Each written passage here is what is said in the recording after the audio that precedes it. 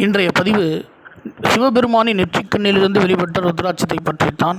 யார் ஒருவர் ருத்ராட்சம் அணிந்து நெற்றியில் விபூதி இட்டுக் கொள்கிறார்களோ அவர்கள் யமலோகம் செல்வதில்லை என்று சாஸ்திரங்கள் குறிப்பிடுகின்றன. அது மட்டுமில்லாமல் ஐஸ்வர்யங்களை அருளும் ருத்ராட்சத்திற்கு ஆன்மாவிற்கே பேரானந்தை தரக்கூடிய ஒரு வல்லமை இருப்பதாகவும் சாஸ்திரங்கள் குறிப்பிடுகின்றன. ருத்ராட்சம் அணிந்து யார் ஒருவர் சிவ மந்திரத்தை ஒரு முறை சொன்னாலோ அவர்கள் 1 கோடி தடவை ஜெபித்தால் அவர்களுக்கு என்ன பலன்கள் கிடைக்குமோ அந்த முழு பலனும் கிடைப்பதாக சொல்லப்படுகின்றது.